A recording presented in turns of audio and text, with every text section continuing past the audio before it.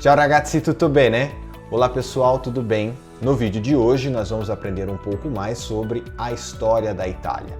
Eu separei a vocês um material interessante que já foi gravado anteriormente e nós vamos ver os principais movimentos históricos e vou falar também um pouco sobre a origem da língua italiana. Comento sobre os dialetos e depois também sobre as variedades do italiano. Se esse é um assunto que interessa a você, já peço que você me siga, que você se inscreva no canal, compartilhe com os seus amigos, deixe o seu like e lembro sempre, no Instagram, @italianonaprática, você tem também a possibilidade de me seguir e de aprender italiano com vídeos curtos, tá bom? Então eu te espero lá.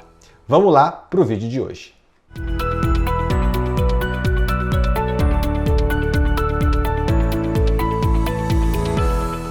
Bom, eu separei a vocês então um programma, ok? Oggi vediamo linea del tempo della storia dell'Italia, storia della lingua italiana, i dialetti che ci sono in Italia, le varietà dell'italiano e il quadro comune europeu de riferimento.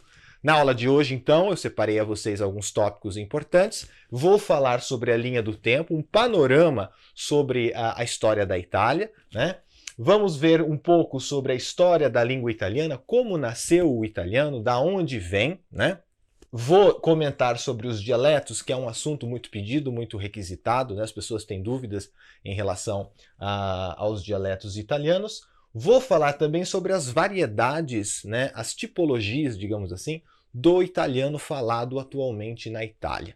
E por último, vou explicar o quadro comum europeu de referência, que é importante para você que quer obter uma certificação internacional, precisa avaliar o seu conhecimento da língua italiana, você certamente será enquadrado dentro do quadro comum europeu de referência. Então eu vou explicar tudo isso, me acompanha, prepara já o seu caderno e vamos lá para iniciar a nossa aula falando um pouco sobre a história da Itália.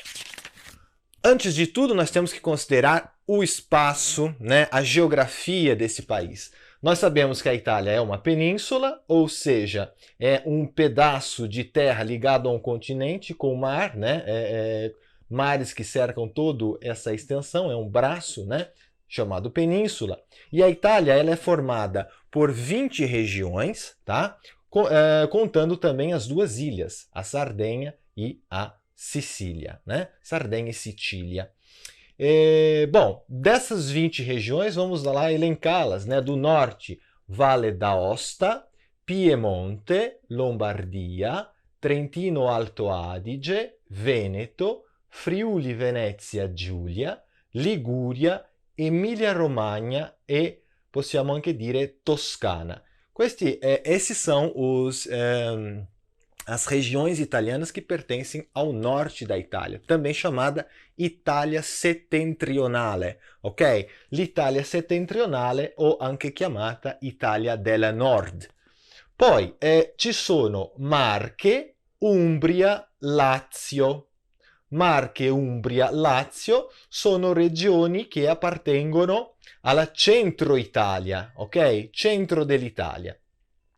Abruzzo, Molise, Campania, Puglia, Basilicata e Calabria sono regioni del Sud Italia, o anche chiamata Italia meridionale. Tutto bene? Então, essas regiões, né, que pertencem ao sul, o sul italiano, também chamado sul meridional, né?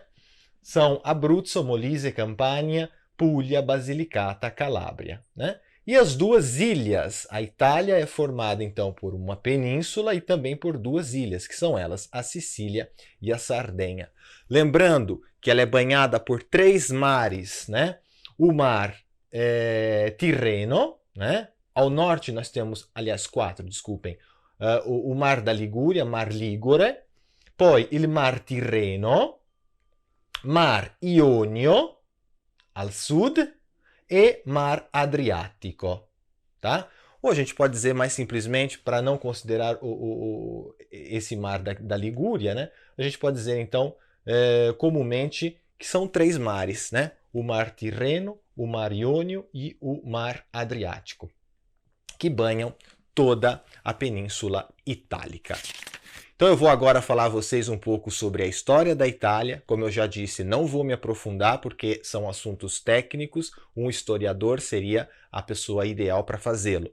Eu vou apenas dar um panorama, uma linha do tempo, para que nós possamos verificar a importância cultural, histórica, científica, política, social que a Itália representa no contexto da Europa e também como berço da civilização ocidental. Importante que nós tenhamos essas, que a gente considere, né, essas características. Bom, então a Itália ela começa com os etruscos e com a Magna Grecia, né?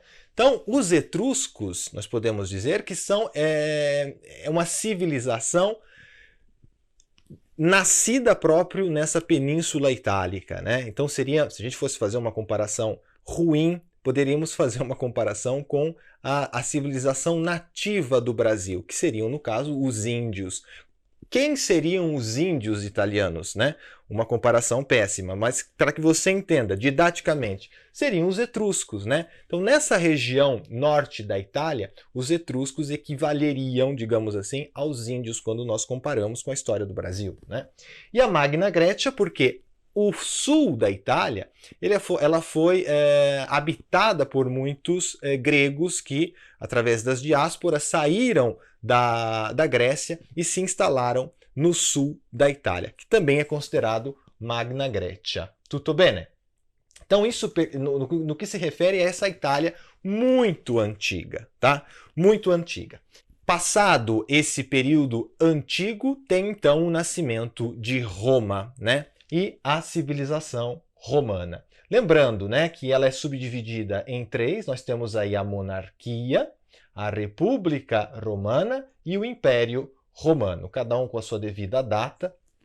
Quando nós temos o nascimento de Roma, que mitologia e fatos históricos se misturam, nós temos aí a famosa lenda, ou verdade, não sabemos, de Rômulo e Remo, né? Esses dois personagens, esses dois irmãos que foram deixados para morrer, e foram resgatados por uma loba, amamentados por uma loba, conseguiram sobreviver, os dois juntos cresceram, só que nós tivemos aí um assassinato, né?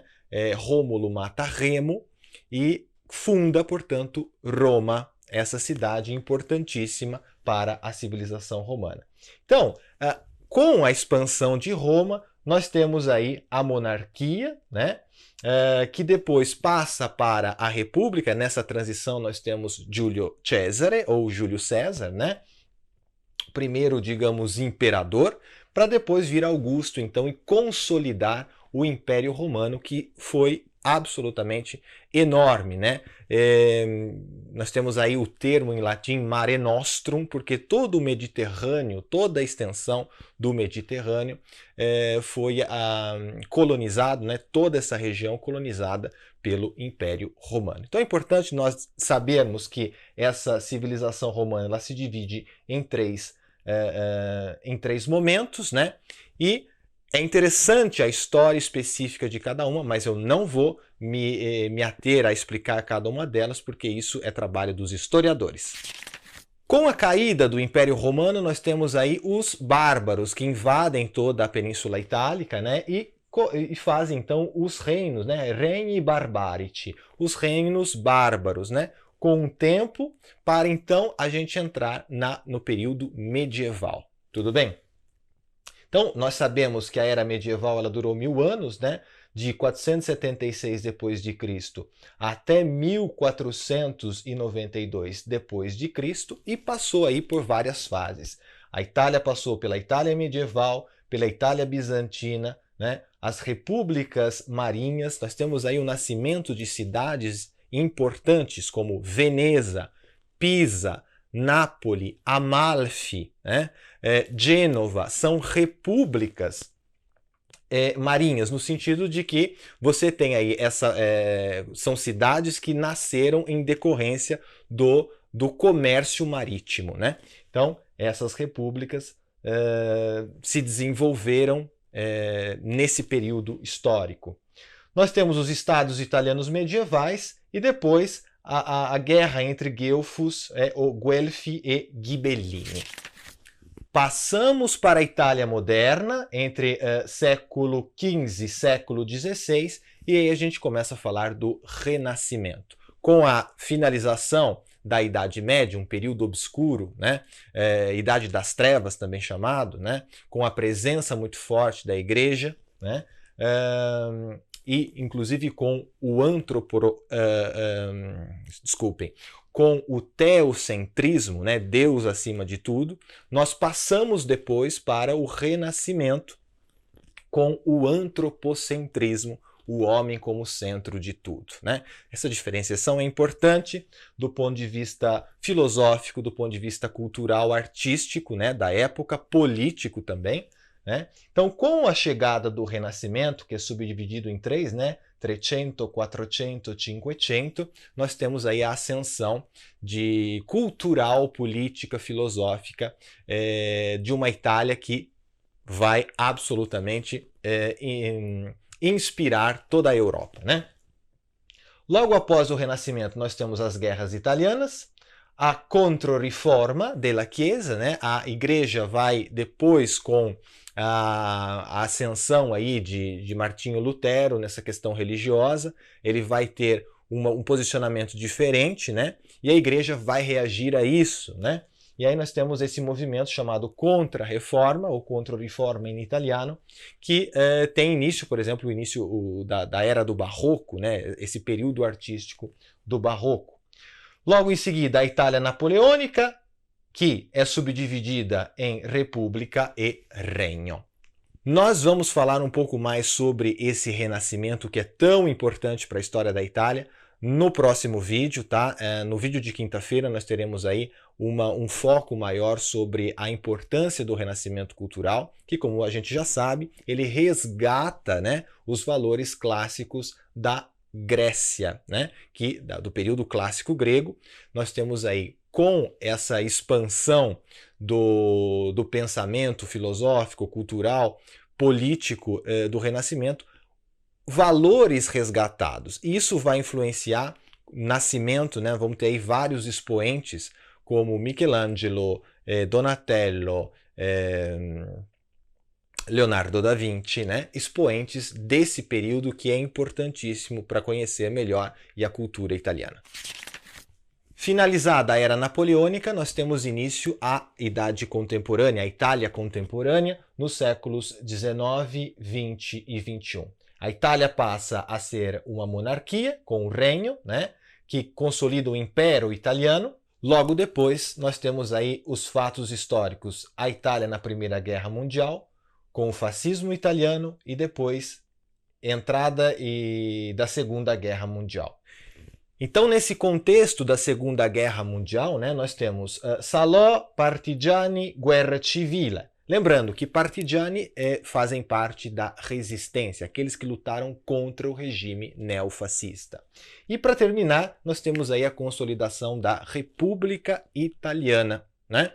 Como vem sido agora, no sistema republicano, é o que atualmente está em vigência na Itália, com o regime político república parlamentarista. Então nós vimos, né, que a história da Itália se confunde muito com a história da civilização ocidental, né? Nós temos aí uma relação muito considerável quando nós analisamos história grega, história da Itália, porque o sul da Itália foi considerado grego, né, com a Magna Graecia, a história da expansão do Império Romano, logo depois com a chegada da Era Medieval, né? O Renascimento. Então, assim, algo é muito importante. É importante nós conhecermos pelo menos um panorama dessas características históricas para que a gente possa entender, então, a importância dos monumentos, daquilo que a Itália tem para nos oferecer historicamente, socialmente, culturalmente. Tudo bem? E agora nós vamos falar um pouco sobre a origem da língua italiana. O seu nascimento, como foi influenciada e quais foram os expoentes que trabalharam para que a língua italiana adquirisse o formato que tem hoje. Então veja lá, come è nato l'italiano? Como nasceu o italiano? Bom, primeira coisa que nós temos que diferenciar é que nesse período do Renascimento italiano, né, nós tínhamos uma língua falada nessa região da Toscana, né, em toda a Itália, principalmente pela influência do Império Romano, que era o latim. Né? E esse latim se diferenciava em dois: o latim vulgar, falado pela plebe, né, e o latim culto, falado pelos intelectuais, pelos cientistas e por toda a aristocracia. Né? Então nós tínhamos essa diferenciação entre latim, né, o latim da aristocracia e o latim vulgar falado pela plebe. Então, quando inicia esse movimento cultural, artístico, político, religioso, né, que é o Renascimento, nós temos a figura de Dante Alighieri, que era um poeta famoso, muito conceituado, que escreve uma obra chamada La Divina Commedia. Na verdade, era só comédia, La Commedia, mas depois que foi lida por Boccaccio, que também era um poeta, foi intitulada Divina pela grandeza da obra escrita por Dante Alighieri. Né? É um livro subdividido em 3 partes, né?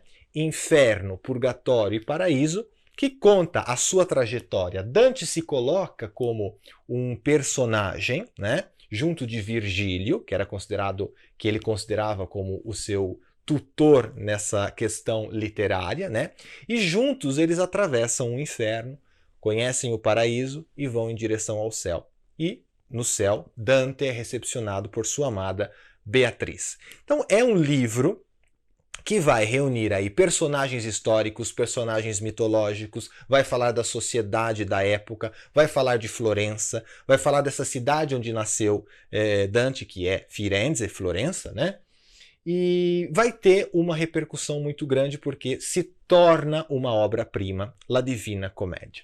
Então nós temos aqui Francesco Petrarca e Boccaccio, que são dois autores que, junto com Dante Alighieri, vão formar aí a tríade que darão início a isso que nós conhecemos como língua italiana, que consolidam, de certa forma, baseados no latim vulgar, né, falado pelo pessoal, pela plebe, né, vão consolidar, portanto, essa língua que é o italiano que nós conhecemos hoje. É claro que nós tivemos a presença de Galileu Galilei, que vai escrever uma obra científica utilizando o latim vulgar, como Dante também o fez, né? E logo depois Alessandro Manzoni, um outro escritor que escreve Promessi Sposi, um outro clássico da literatura, também utilizando essa mesma estrutura, né?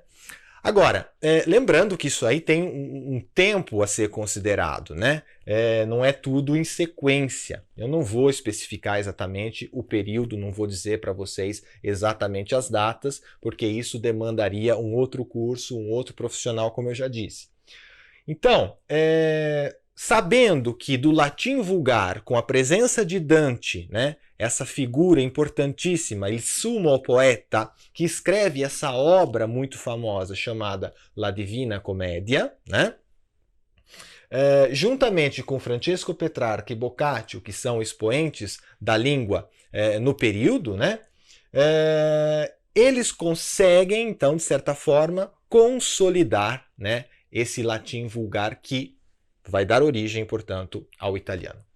Com o Risorgimento italiano, né, de uma Itália unida, nós sabemos que a Itália passou por diversos processos políticos, aí os seus territórios pertenceram a muitos outros países, enfim, com uma história muito densa, muito longa, muito complexa, né?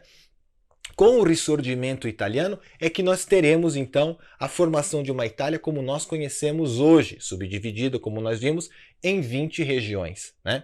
Então, o Risorgimento italiano vai dar a característica da Itália que nós conhecemos hoje. Isso em 1860. Tá? Em 1860, nós temos aí esse Risorgimento, que vai constituir como língua oficial o italiano fiorentino, ou o italiano de Dante Alighieri. Né? Então, por isso que nós consideramos Dante o pai da língua italiana, porque ele consolida, junto com Francesco, Petrarca e Boccaccio, né, essa tríade de personagens, consolidam a língua italiana como nós conhecemos. Com a chegada da televisão, com a chegada do rádio, né, essa língua, nesse país totalmente subdividido, com tantos dialetos, né? Essa língua oficial toscana, né? Esse dialeto toscano, porque lembrando, Dante ele vai escrever essa sua obra utilizando o latim vulgar, né? Considerando o dialeto da sua região, que é a região da Toscana, né? Então, uma vez consolidado o italiano de Dante, e com o Risorgimento italiano escolhe-se exatamente a obra, né, o latim vulgar, ou seja, esse italiano falado naquela região da Toscana, como o dialeto oficial de toda a Itália, como nós conhecemos hoje. A televisão e o rádio vão ajudar a difundir, vão ajudar fazer com que tantos italianos conhecessem e começassem a estudar efetivamente o italiano fiorentino, ou o italiano que Dante, lá no Renascimento, consolida como língua oficial. Então, a partir do italiano consolidado, né, em toda a Itália, a partir do Risorgimento italiano, nós temos também o nascimento de outras línguas neolatinas, né? Neolatinas porque são provenientes do latim vulgar. São elas o português, o espanhol, o italiano, o francês, o romeno, o catalão, o galego e o provençal. São línguas neolatinas, né? Porque derivam desse latim vulgar falado na Península Itálica.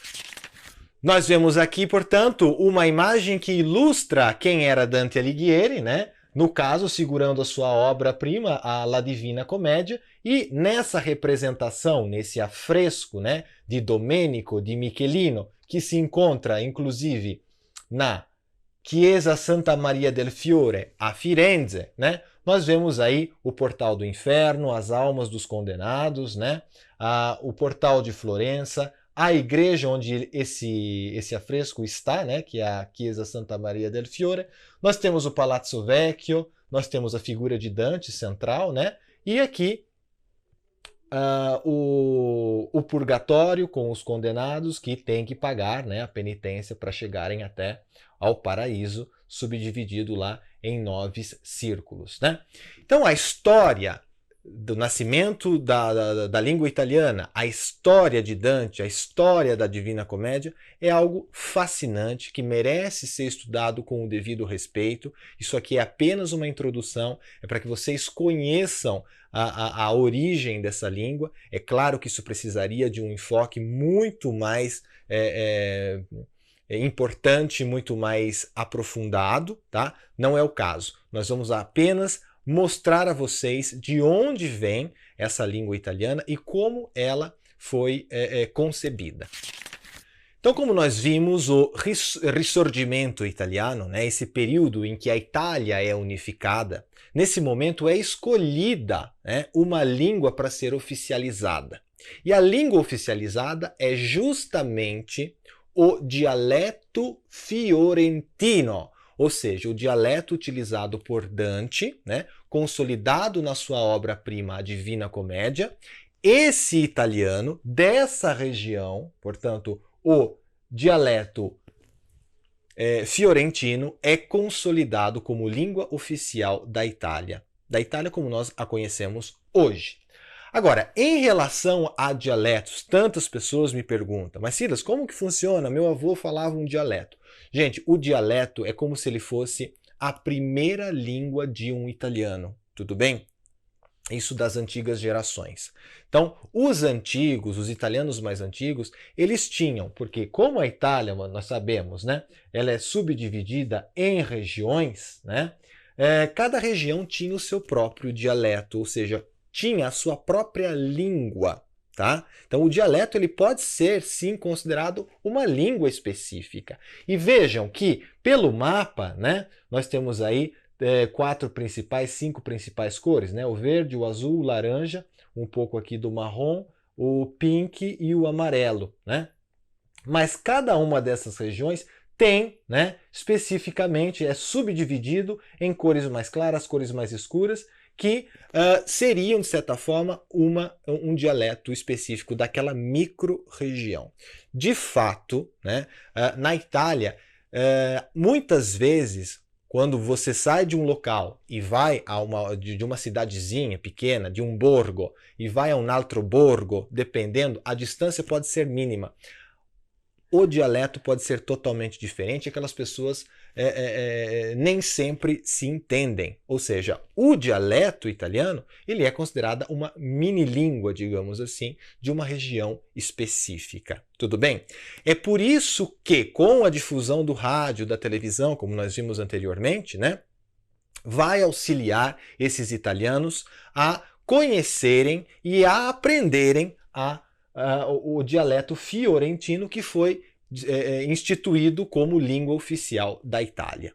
Tudo bem? Então o dialeto fiorentino ele passa a ser ensinado nas escolas e, portanto, configurado como língua oficial da República Italiana, ele se difunde em toda a região e os italianos são obrigados, portanto, a aprenderem essa segunda língua, porque a primeira é sempre um dialeto, né? A segunda língua oficial é o fiorentino, ou seja, o dialeto fiorentino constituído como língua oficial da Itália. Eu quero mostrar a vocês agora a diferenciação que existe entre as tipologias do italiano falado atualmente na Itália, né? Nós sabemos, né, de acordo com essa tabela, uma diferença que há entre o italiano escrito e o italiano falado, e uma diferença entre o italiano culto e o italiano popular. Tá? Então essas são, nós vamos fazer uma leitura rápida desse gráfico para que nós possamos entender que o italiano ele é subdividido em italiano formal e italiano informal. Né? Então veja lá que dentro desse gráfico e desses eixos nós conseguimos, né, localizar o tipo de italiano que está sendo utilizado em uma conversação, por exemplo, em um texto, né, naquilo que for avaliado. Então veja que nós temos o italiano acadêmico e científico, né? O italiano burocrático, que faz parte, vejam lá, desse italiano culto em relação com o italiano escrito, e nós temos o italiano standard, que é o italiano falado atualmente e ensinado, inclusive, em toda a Itália, e é aquele que nós vamos utilizar aqui nesse curso. Aquilo que eu ensino a vocês é o italiano standard. Por quê? Porque ele passa, a gente vê que existem outros tipos de italiano, mas perceba que ele se encontra, né, nessa parte do gráfico, né? Entre o italiano falado e o italiano escrito, entre o italiano culto e o italiano popular, ele se encontra nessa posição. Né? Nós temos ainda o italiano coloquial, né? O italiano gergale, que seria um italiano falado por determinadas minorias que, sem ter o conhecimento técnico, sem ter o conhecimento culto da língua, né? E o italiano informal. Né? Em relação àquilo que é escrito e falado, nós temos os documentos oficiais, né? O e-mail, o SMS e o chat. Então percebam que nós temos essa diferenciação, a língua ela vem diferenciada, né? E para que a gente possa entender que tipo de italiano que a gente estuda. Nesse caso, o curso que eu ofereço, essa semana do Italiano na Prática, eu vou apresentar a vocês um curso básico para iniciantes que vai apresentar, que vai estudar o italiano standard. Eu vou falar agora para vocês um pouco sobre o Quadro Comum Europeu de Referência. Tá? Ele é um órgão que funciona para medir o seu conhecimento em uma determinada língua. Então, o Quadro Comum Europeu de Referência ele foi criado na Europa e ele é padronizado e serve para todas as línguas que fazem parte da comunidade europeia. O Quadro Comum Europeu de Referência ele tem a intenção de avaliar as habilidades linguísticas que você adquire depois que você realiza um curso. Então, as habilidades linguísticas são essas, ó. A escuta, a leitura, a interação, a produção oral e a produção escrita. Né? Então, uma vez feita a avaliação dessas habilidades, você é enquadrado em algum nível do quadro comum europeu de referência, que pode ser nível básico, nível intermediário ou nível avançado, tá? Nível básico compreende o nível A1 e o A2, o nível intermediário, o nível B1 e o nível B2, e o avançado, C1 e C2. Muitas pessoas me procuram porque elas desejam ter o reconhecimento, uma certificação internacional de nível B1 para o reconhecimento da cidadania por casamento. Como vocês sabem, quem casa-se com um italiano ou uma italiana, né, mas não tem direito de reconhecimento da cidadania por descendência, por sangue, pode solicitar, né, esse reconhecimento casado, né, com o italiano ou com uma italiana, e desde que comprove conhecimento da língua. Portanto, muitas pessoas têm procurado cursos de italiano porque pretendem fazer o reconhecimento da cidadania por casamento e, para isso, elas precisam do nível B1 de conhecimento, ou seja, elas precisam se enquadrar aqui, ó, no nível intermediário, né, do italiano. O que eu ofereço a vocês aqui na Semana do Italiano na Prática é uma base fundamental, extremamente importante, para que você comece o nível A1. É uma parte fundamental do nível A1 do quadro comum europeu de referência. Se você tem interesse em continuar e pretende seguir estudando italiano para adquirir o nível B1, eu posso falar, aliás, vou falar futuramente sobre essa oferta de curso que eu ofereço, que vai do nível A1 até o nível B1. Mas isso é assunto para os próximos vídeos. Tudo bem? E così finiamo la lezione di oggi, ragazzi. Grazie per la vostra attenzione. Assim nós acabamos a aula de hoje, pessoal. Agradeço a atenção de todos vocês. Quero mais uma vez pedir, se vocês gostaram desse conteúdo, por favor, inscrevam-se no canal. Por favor, deixem o like. E, claro, quero dizer a todos, eu mantenho uma página no Instagram, né, com o mesmo nome, Italiano na Prática, e lá eu compartilho vídeos curtos para que vocês aprendam o italiano também. Tá ok? Então, obrigado pela sua atenção e noi ci vediamo. Alla prossima. Ciao!